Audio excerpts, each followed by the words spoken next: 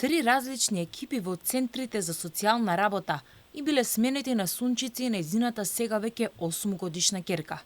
Дивниот случај е во рацете на социјалните служби веќе 6 години, откако Сунчица се развела од сопругот, а дури годинава добила писмено решение за регулирање на средбите помеѓу ќерката и таткото. Истите се реализираат под надзор и во советувалиште. Пред неколку месеци јас центарот, односно Министерство за труд, поточно секторот советувалиште, ме побара со образложение дека они веќе добиле решение од центарот, за кое јас не бев воопшто известена дека сум добила решение. Добив термин за кој воопшто не бев исто известена дека треба на тој ден да одам во толку часот. Дополнителен проблем според неа е и тоа што тие средби се во период кога ќерка има часови, а таа е на работа, па двете мора да отсуствуваат, што некогаш е голем проблем.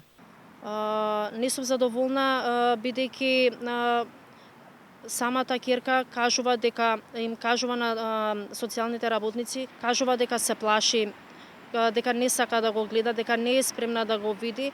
Јас сметам дека во тие наврати каде што децата кажуваат дека не се подготвени, дека треба да им се направи пауза. Сунчица открила дека ниту една од незините поплаки не биле евидентирани во досието. Страната на центарот го имаше тоа дека они не ме сослушуваа.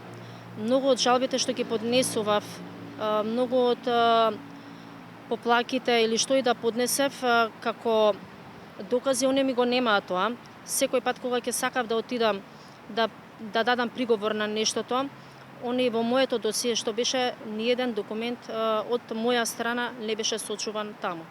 Годинава, 2 дена пред да се случи средбата во советувалиштето, имала сообраќајна несреќа со потрес на мозокот.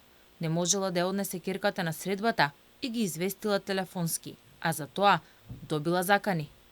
Оттаму следеше, морам да цитирам, оттаму следеше како не ви е срам, како не ви е срам ова да го правите, па зарем сега нема ли да дојдете? Јас реков, господјо, јас сум повредена, не сум во состојба да дојдам. Како не ти е срам да не дојдеш? Реков, повелете, дојдете во мојот дом да ме видите во која состојба сум.